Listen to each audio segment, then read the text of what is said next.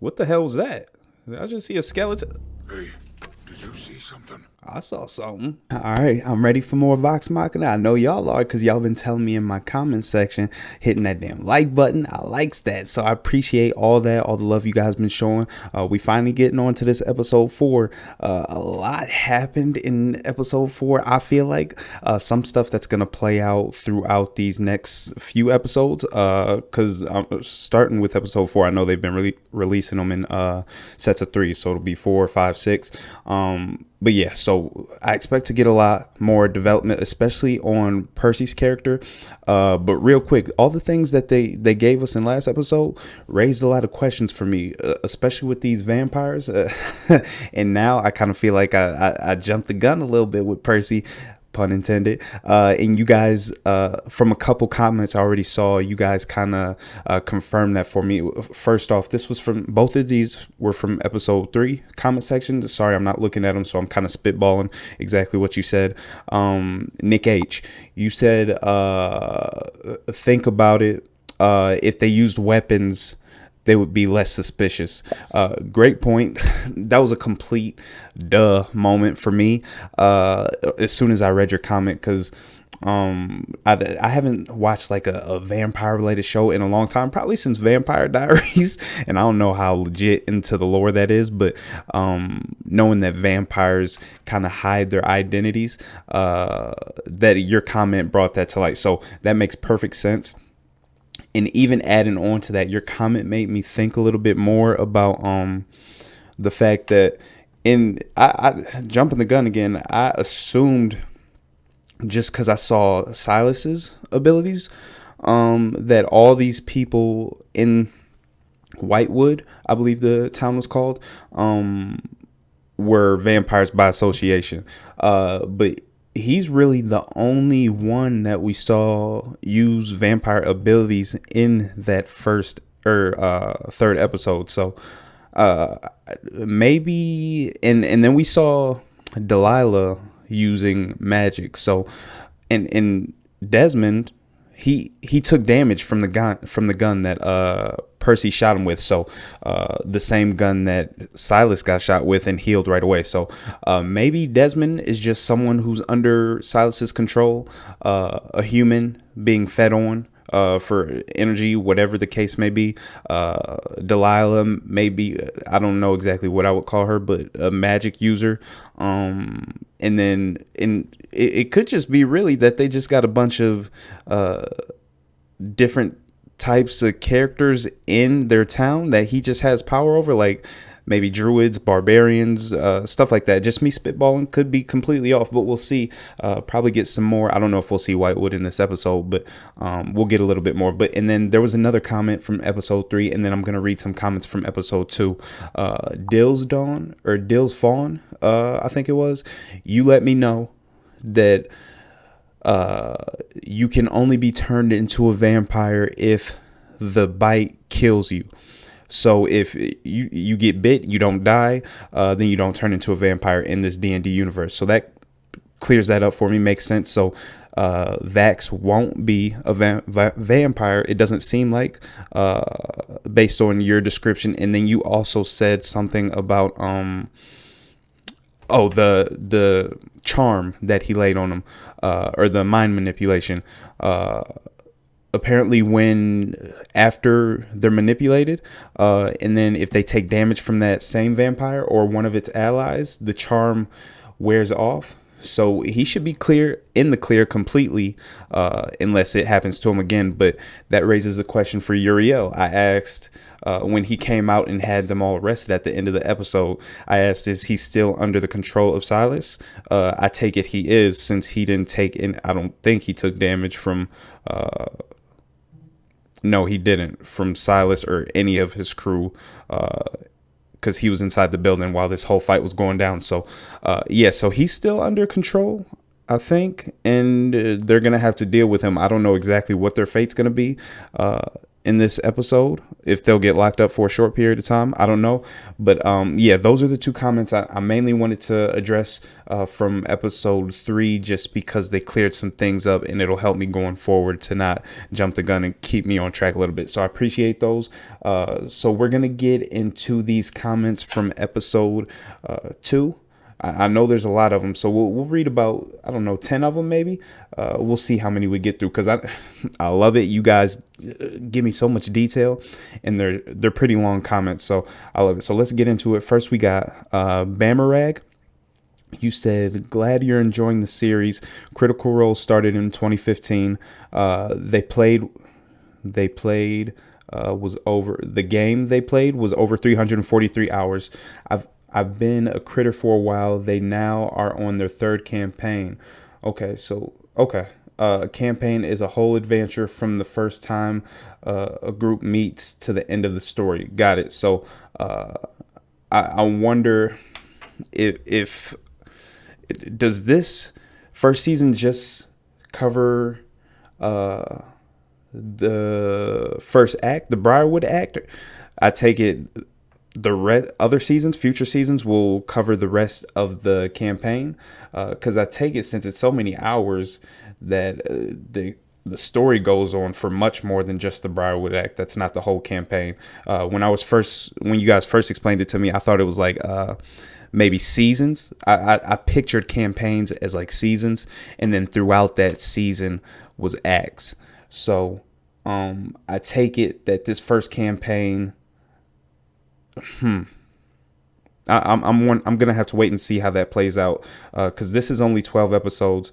So I take it that whatever seasons are set to release already will cover the whole campaign, but this first season is just the Briarwood act. So that first, I don't know, act of the campaign, you'll have to, is the campaign broken down into separate acts? Elaborate on that for me. All the voice actors played these characters for 3 years and are all very accomplished voice actors in the anime and video games. Vex's head pain is a passive sense for dragons. Yeah, I also had that question about Vex and whether her kind of spidey sense to detect all types of danger, or just dragons. But I think I saw a comment that said it's just dragons, and she touched on that in episode 2, I think, talking about her history with dragons and studying them. So yeah, I guess it's just related to dragons. So thank you for clearing that up for me.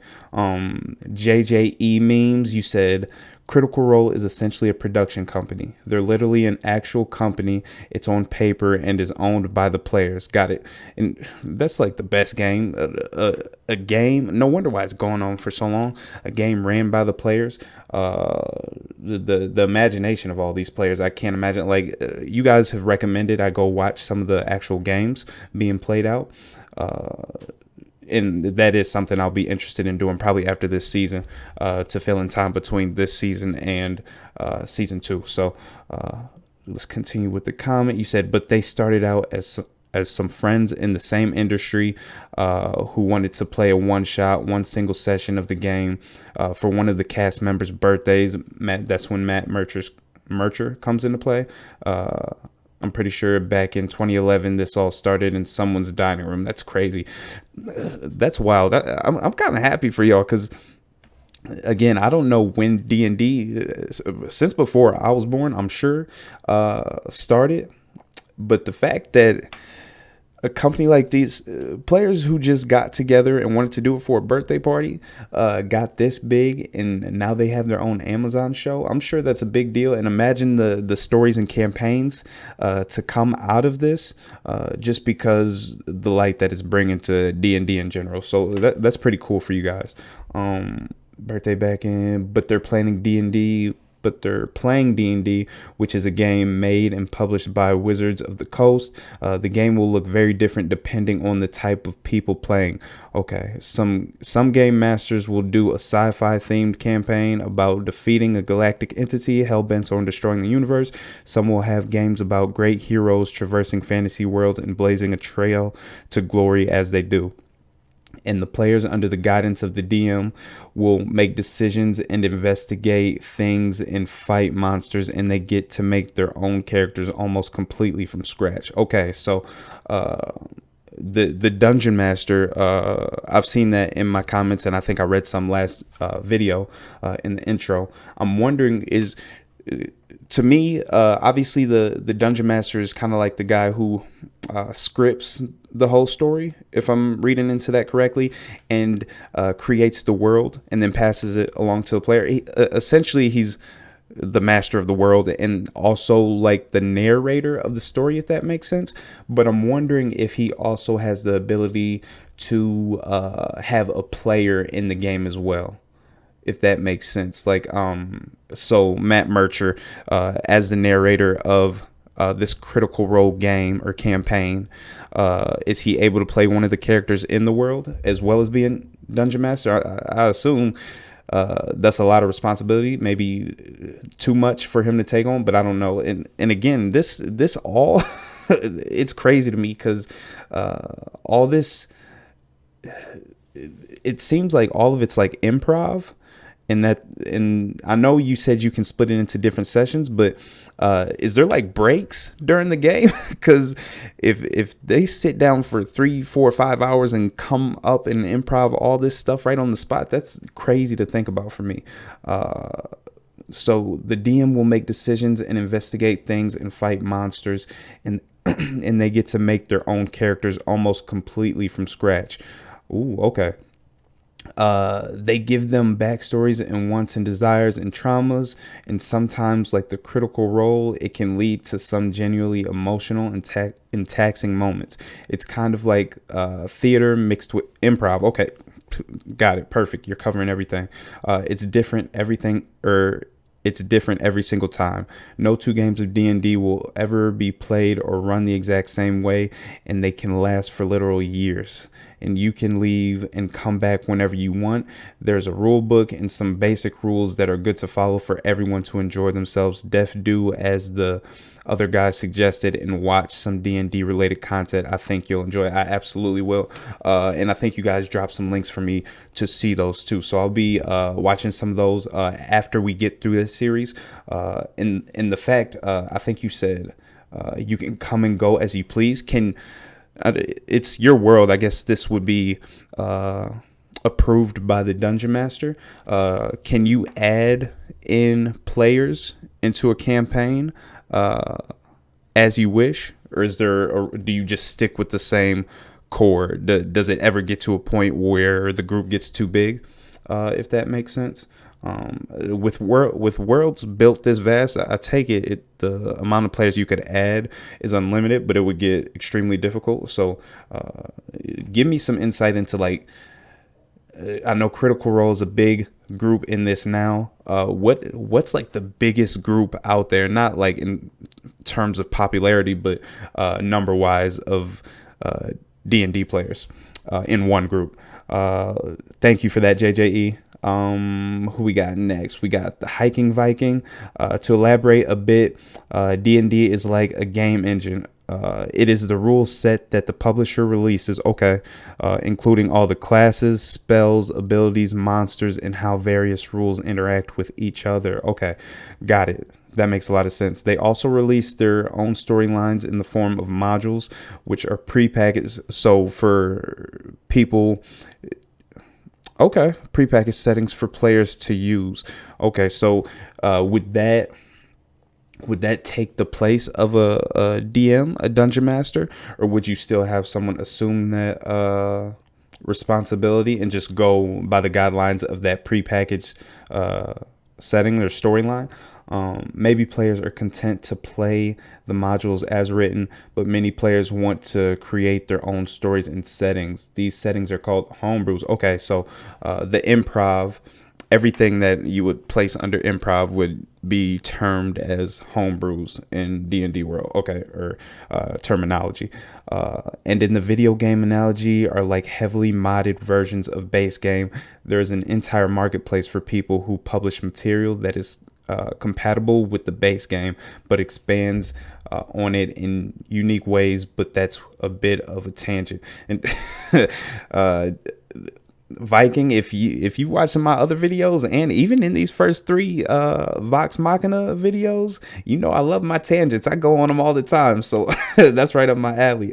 Critical Role is a media playing or a media company founded by well-known voice actors who played a game of D&D with their own homebrew settings, and it was so compelling that, well, it turned into a media empire complete with animated series on Amazon. Yes, sir. They are not affiliated with Wizards of the Coast, publishers of D&D, okay, and owners of the D&D intellectual property. So I wonder does I would assume they get a little bit D&D of profit from this Amazon show, or does that all that go to Critical Role in future shows or series or whatever they want to put the money into in the future? I don't know how that works exactly, except loosely through occasional partnerships and advertising sponsorships and whatnot. Got it. They're truly unique beasts. It definitely sounds like it. I'm glad this has been my introduction to them, though. Who we got? Philosophicate.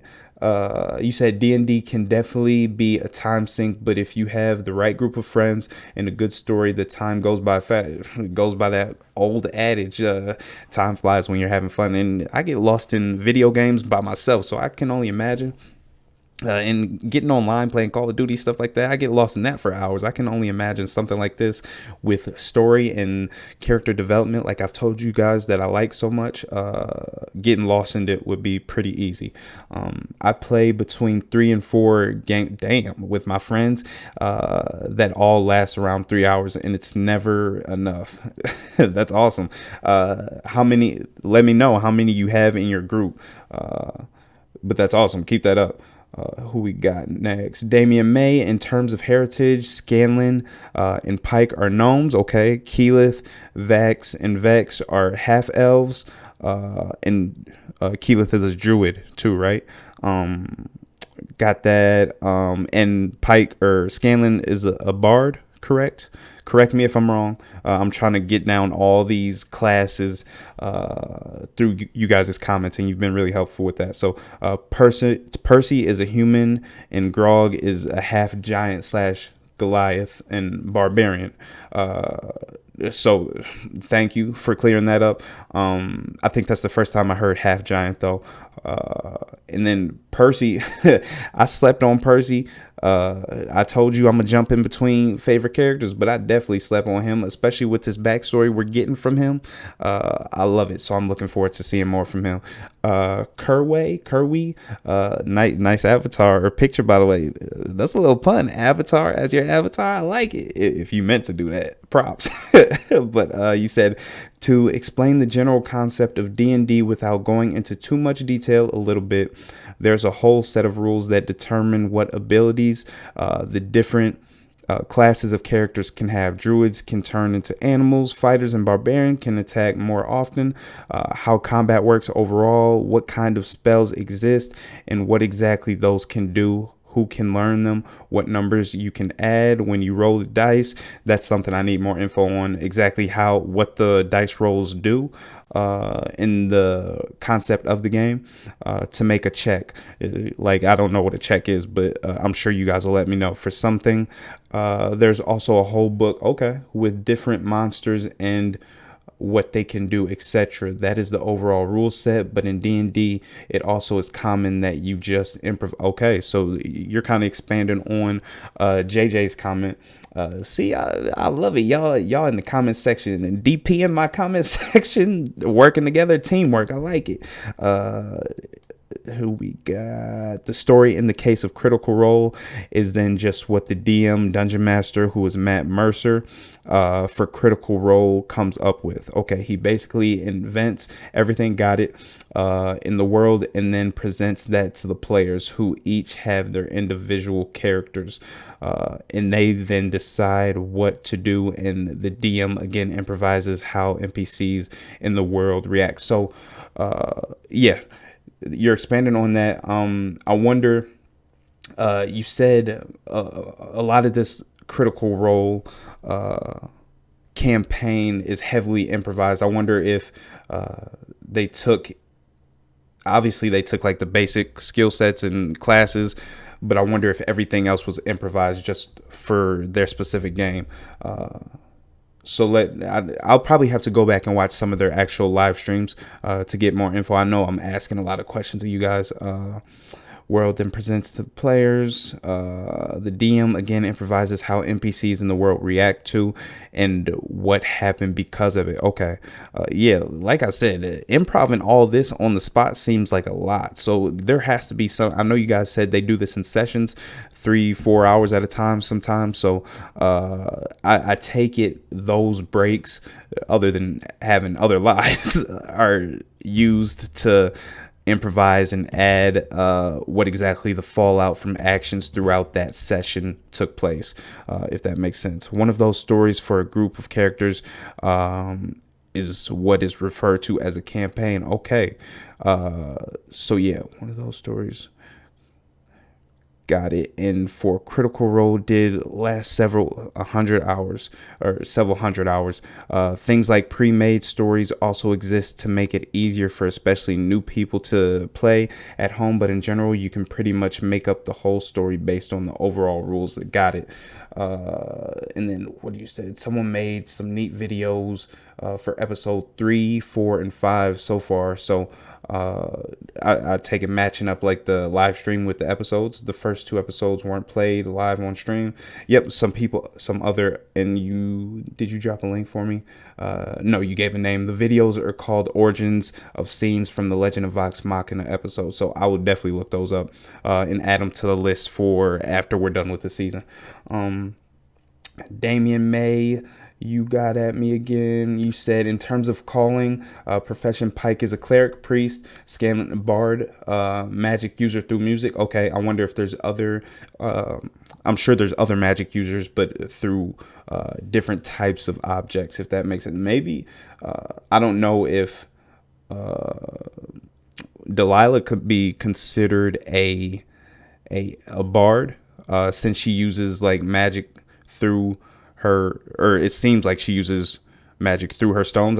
I'm not even clear if she does that or if the magic is from her and the stones enhance. I don't know. We'll have to keep watching. Vex is a rogue, assassin, thief. Vex is a ranger, ranged wilderness fighter. Percy is a gunslinger, ranged fighter. Keyleth is a druid, and Grog is a barbarian. Vixie, my girl Vixie, got back at me. I've seen you in here a couple more times, and then we'll get to 757 Reaper, and then we'll get into the reaction because I'm already 22 minutes in. Damn. In D&D, you can buy modules, which are books that are okay. So this is elaborating on Vikings comment too.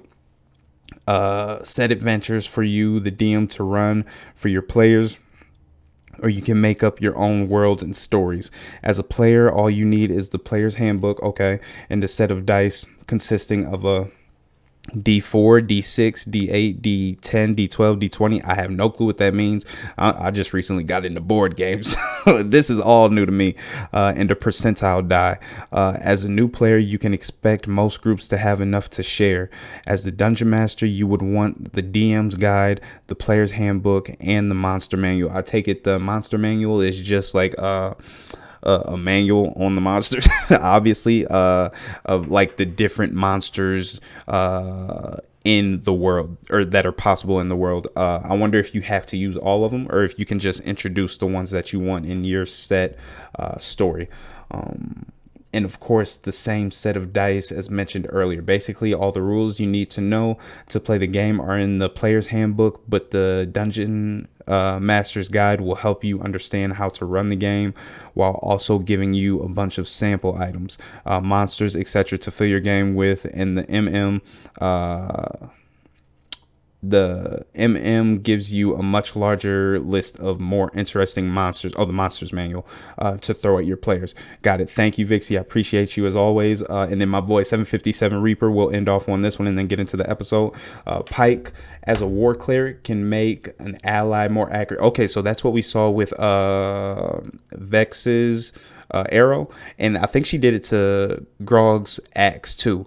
So make it more accurate. I wonder if does it add any damage at all, or just the accuracy.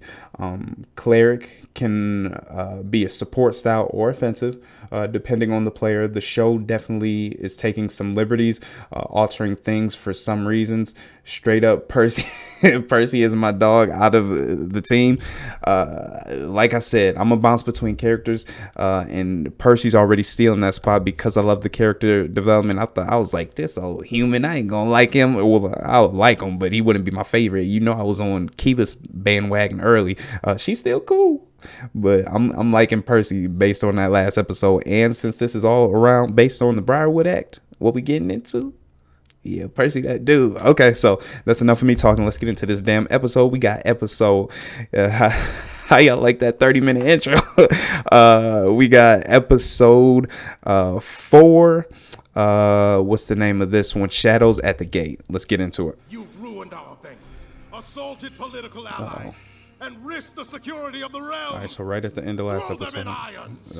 Okay, so imprisonment. Sovereign, it's been a very long Okay, evening. so. I will see that they are properly punished. Oh yeah, something definitely is going on with him. See that you do. So he has to be under his control because. Something is very wrong with Uriah. He's under the Briarwood's influence. I can Okay, feel it. okay, That is a considerable accusation. Do you have proof? bitch. The way But I he can get acted. it. I just Until this is resolved, you are hereby confined to your keep under house arrest. Okay, back to your your previously scheduled ball tap game. Your fate will be determined once we hear the Briarwood side of the story. If they'll even speak to us anymore. All right, so we going to Whitewood, or I doubt they're gonna come back here, or will they send like a dove with a note? What's she looking for? my book. They have my book. Ooh, spells and whatnot. We have the means of retrieving it, don't we? Sure do. All right, back to this bomb ass intro, but seeing her and thinking of her magic again, it reminds me Percy's abilities. We saw him with the mask, and we saw the smoke come up from like his jacket. I don't know that smoke is generated from the mask, or if there's any power in the mask. But also in that episode at the beginning, when we got the flashback to them killing his whole family, at the very end of it, the smoke or something that looks similar to it came after him, and then he woke up out of his dream. So I'm assuming that has something to do with his power, but I don't know exactly what. And what, we're just supposed to sit here? You have the run of your keep. I'm sure you will find something to entertain yourselves. Ball tag. Okay, what's she gonna do with this? And I'm sure one of you answered my question about her pendant, whether it takes her powers away. I just haven't seen it yet since I just got to episode 4. I know we have a lot to talk about, but I'm not turning into a vampire, am I? Explanation? I withdraw the question. Oh, he saw his reflection, Fuck up these so I guess guards that's and why bust outta he here. answered his own question. I mean, look, dead That's bodies, Delilah's book, right? wolves. It's some kind of fucked up evil diary. Ooh, maybe it has evidence that can clear our name. It sounds like that whole book is evidence. Oh, really? You think you can actually read this thing? Well, yeah, I mean, I only just started translating it. Writing Watch Grog be the only one that could decipher it. I was using that. We need to talk. All of us. We gonna talk about what you did at the end of last episode? Shooting his damn hand off. You never thought to mention that the Briarwoods killed your family? And how exactly was I to know the Briarwoods would be attended? I want to know about the smoke. Sorry. I do too. Keyleth, you back at the top of my list. When they arrived in Whitestone, the Briarwoods came as allies. They brought dark ambitions. Damn, plotting right from the beginning. In cold blood. Oh, they got wolves too. Seizing my ancestral... My sister Cassandra and I tried to escape together. But Damn, he had to leave his sister behind. That's the Briarwoods know I'm alive now, and they are not in the habit of leaving loose ends. I wonder, obviously you can't turn into a vampire unless you're killed by the bite, like you told me in the comment section, but if like his sister being shot in the back with the arrows, I don't know if she was already dead, but if they bit her, could she be turned? Could we see her pop up again?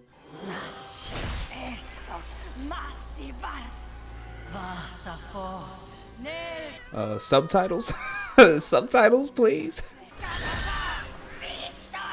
Dang, what the hell happened to her hands? Is she... I don't know if she turned into something or if that's just like energy being sucked from her body or like her hands decaying. I don't know how to explain it. Keyleth, can't you give us a little sunlight? She's really worried about that gym. I don't know. I've never tried. She can't use her staff? Uh-oh. A vampire? There go to... We saw the flame go out when he ran past in the hotel. Or the castle.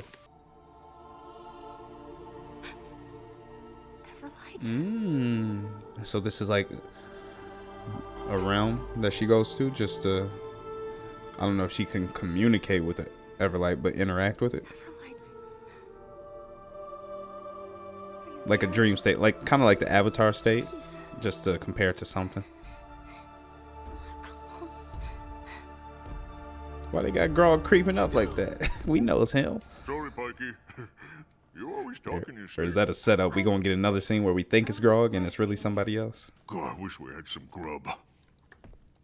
Gotta be something. Scaling will make you a sandwich. I know those your favorite. Ooh, what's this powder? Ashes? The ashes of my ancestors. ancestors. He ain't the brightest candle in the room. Do you think she's mad at you? I mean, maybe you should just say sorry. How old is Pike supposed to be? I just want to look at her, pinch her little cheek. She's so small and cute. Beast Boy? What the hell was that? Did I just see a skeleton? Hey, did you see something? I saw something. What the? Ooh. What the hell is... Oh, did Delilah send those? Who just snatched it? God. I'd say, okay, so it probably was like a reanimation jutsu. She brought him back from the dead. I thought she was gonna open up like a portal or something. I didn't think she was gonna raise the dead and send it. So her abilities like necromancy. Didn't know about your past. But I guess none of us ever share that kind of stuff, huh? There you go. I may never see my family again. Doing some damn engineering. What's he making? I think you're damn worthy. But there's a world of difference between your struggle and mine. Whether you succeed or fail, your family is still alive. And I'm still wondering, his hair's been white since he was a kid. That flashback was still confusing me because he had the brown hair, and then in the next scene, I thought maybe it was flashbacks to two different moments, but I think it was the same night of the same attack. Damn, Trinket, you gonna be all right.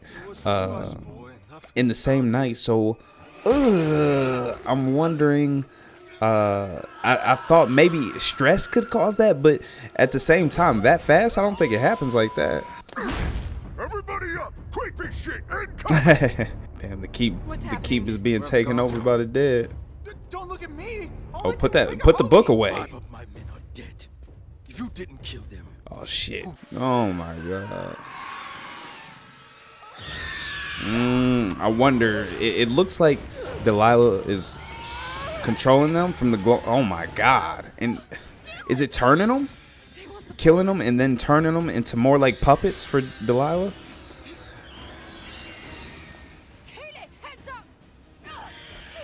Oh, nice. Is that the first time we've seen her turn into a different animal? Ooh. Okay, so okay, so evidently there's some type of cure for this, or it just wears off once she drops the spell. Because there's no way they're dying. Damn. We need a way to fight them. No use in you being Okay, unarmed. so no real effect on her. Oh, right through his damn nipples. So they're not getting taken over. I don't know exactly what this does to them. Maybe it just slows them down, incapacitates them for a bit, but light is their weakness though. Come on, there you go. Nice. Light the candles above you. Oh, she's okay. She's having a serious freak out. What's up with her? Oh, so this is just her personality. She has issues with I don't know, self-esteem, but like confidence in her abilities. Oh, nice. She made the light. Nice. There you go, Keyleth. You still at the top of my list. Percy, keep working on you. You could get there at some point. Nice. All right, so they're tangible when the light hits. Damn, he could have took anything. Everybody's stomping somebody's head in, or except for Vax, but damn. Crush it. I guess you already crushed it, so no need. You intend to stop those that did this to my men? You have my word. I was gonna say, if they go back to the castle and one of these Give them little dead body puppets were to attack Uriel, would that release the charm? Oh, I know, darling. But you'll be safer here at the keep. Oh no, you gotta bring Trinket. Very well. To Whitestone. I can make a run to Gilmore's. Not without me to negotiate. I'm not going. I think Vax could do the negotiations himself, at least with I Gilmore. can't hear the Everlight. Come on, Pike. I have to do this alone, buddy. And they need you. What if I need you? Aww. I wonder if their relationships in the show and the game are indicative of their relationship in real life. I know they're all friends, but I wonder if like Pike and Grog's characters were like extremely close, or maybe even a couple possibly in real life. Or I say were like it's past tense are. Come on, get in touch with that Everlight and catch back up with him. Damn. End of the episode. Good one. Watching the credits, and then we'll come back for the post episode discussion. Okay, so another great episode. Apparently answered some questions I had in the intro and throughout the reaction. So Uriel, and thanks to you, Nick H, I wouldn't have come to this thought if it wasn't for you. And Fawn. Draws Fawn. I'm sorry if I'm misreading your name, but you know who I'm talking about. Pop your comment up again. So yeah. Uriel was under the charm. Doesn't look like the Briarwoods are going to be coming back to Taldore, so they're going to have to go there and take out Silas to release the charm. I did raise the question of whether if Uriel got attacked by an ally, so one of these dead puppets from Delilah, if one of those attacked them, if it would release the charm. But I guess we're not gonna have to find out since they're going to Silas, to Whitewood. Great. We had some more elaboration on Percy's backstory. So I also raised a question in here referring to his backstory in the white hair. So I thought all of that may have happened in the night. At first, I thought it was a time jump between periods, that flashback, like in the nightmare. And then I went to the thought of maybe it was all in that same night. So he cleared that up for me here in that little discussion when he gave the whole group a little backstory on what happened with his family. He said that him and his sister endured torture for a couple weeks, so that's when the gray hairs developed, and still pretty quick, but that makes a little bit more sense to me rather than in the same night in an instant. So yeah, there was that. What else did we have? We had Delilah, her powers. We got a little insight into her powers, or a lot more. We actually saw it in action. I take it this isn't near her full extent of power, but I know we got a little bit in episode 3 in the courtyard, but this gave us even more as far as like her dead puppets, or necromancy. I think that's what it's called. I still like her power, evil as shit, but it's cool, and I like seeing it go up against this group of misfits. I'm wondering, obviously they're weakened by light, so somewhat of a big disadvantage if she could only use it at night and in dark places. But when they were going into their bodies, and it was leaking out of their mouth, their eyes. I don't know exactly what it was doing to them, slowing them down, if it changes them at all. Maybe if it happens enough times, it changes them to the point of no return. I don't know what that does to them exactly. Maybe we'll get more of that, or maybe it sucks some energy out of them, since this is the dead passing through them. I don't know. So we'll have to get more about that. The scenes where they were in like the locked up in separate rooms, I really enjoyed that, mainly because in that's usually in a lot of shows, that's usually the time for a lot of exposition between characters who aren't too familiar with each other. But these characters are already pretty much established. They know each other pretty well already. They're good friends. And I like that we still got a little bit deeper into their characters, and they were able to bond even more so in those moments, or at least specifically with Keyleth and Percy, and then Pike and Grog. So I did like that scene a lot.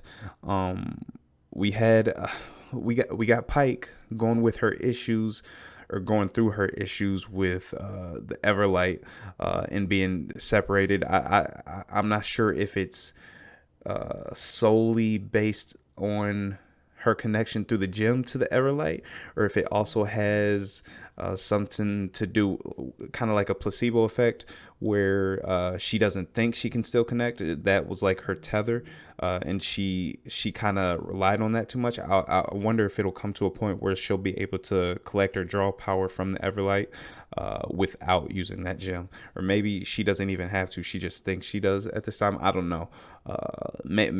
Again, there's still a lot of comments I haven't read yet. And these comments, if I haven't hearted it yet or replied to you, I haven't read it yet. I don't like leaving comments unread. It's just been a lot of them, so I'm gonna get to them some in this video, and then the other ones I can't get to in the video, I'll reply to. But if I heart it, I read it. I'm not just gonna heart it just because you commented. So and most likely I'll comment. It might not be as soon as I heart it, but I read it. So yeah, I'm looking forward to see how that develops. Obviously, she stayed behind at the end of this episode. I know that's not going to last too long. She'll rejoin the team because they definitely need her. I wonder if in doing so, if she is able to get her power back, connect to the Everlight, I wonder how much more powerful she will be. I guess it depends on how much time she spends away from them. But yeah, great scene with her and Grog. Keyleth and Percy, I really enjoyed that scene too. Just their dialogue, a little bit of a heart to heart. We also had Percy. They didn't show too much of it, but he was working on a gun, putting something together. I don't know what it's geared toward. Maybe it's something, silver bullets, spikes, geared towards Silas, a weapon specifically for Silas. He seems to be his main focus, even though he's concerned with the whole Briarwood lineage. So and the thing is, we got a little bit more on that too, as far as when the first Briarwoods came in.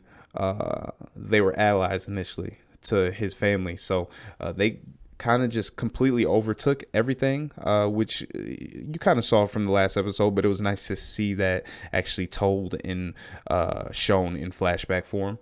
And they actually showed, not, I won't say like a team, but they showed like their little group, the group that took out all of his family. And it did kind of, let me see if I could find the screenshot of their group right here.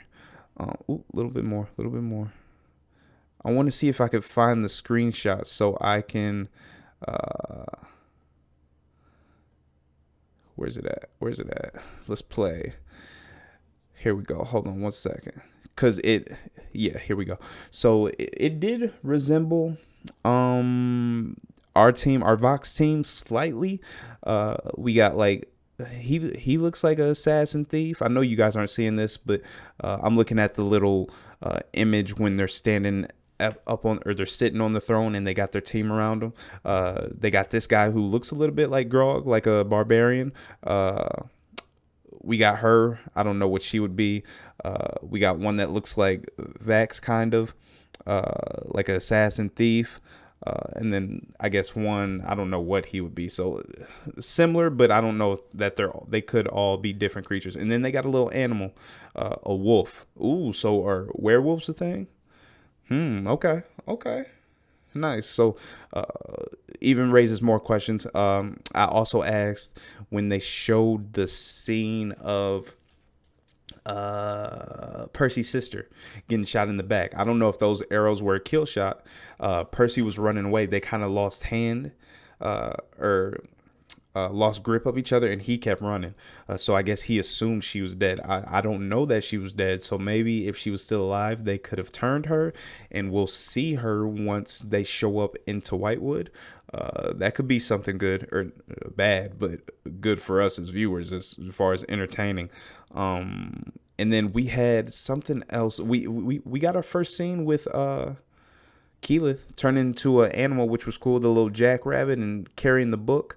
And on this book, as far as that goes, I hope we get some more breakdown. I'm sure we'll get some more breakdown of that soon. But I wonder exactly who's gonna elaborate on, or who's gonna be able to read it. Because obviously Scanlan said he couldn't. Vax and Vex were in the room with him. They said they couldn't. It would be funny if Grog was able to, but I highly doubt that. Pike, I don't think can. No one on this team, I don't think can. So maybe Gilmore. He was reading that little spell book when Vax came into the shop looking for information on the dragon. So maybe Gilmore can elaborate on the book, or what, or at least convey what it actually says to them. And then what else did we have? We had, again, the takeover. They're leaving Trinket behind. I don't know if I like that, but okay, Trinket and Pike are being left behind. So maybe Pike gonna come through to save the whole team riding horseback or bareback on on Trinket's back. So I'm looking forward to that. But I don't know how long this video is right now. I know the intro was 30 minutes long. This was at least, I don't know, 5, 10. So this is going to be long as hell, long to edit. Hopefully y'all enjoyed it. If you did, hit that like button. If you made it all the way to the end, comment, Pike going butt naked bareback to save the day. Okay. If you didn't already, go back and check out episodes 1 through 3 reactions of Vox Machina. Check out my Arcane reactions, other videos on the channel. Hit that like button for all of them, and let me know what else you want to see. Obviously, I'm watching a lot of shows now, but I'll be able to get to them in the future. I'm making a list, and I've had a bunch of recommendations already. So we got this. We got Peacemaker. We're still watching. We got All of Us Are Dead. I'm about to upload a couple more episodes of that. So, and then 300. I don't know if any of you guys are fans. I haven't seen it yet, so I think that's gonna be the next movie I watch after Mortal Kombat and Suicide Squad. So stay on the lookout for that if you haven't already. If you're new to the channel, welcome to the island. Hit that subscribe button, and I'll catch you in the next one. Deuces.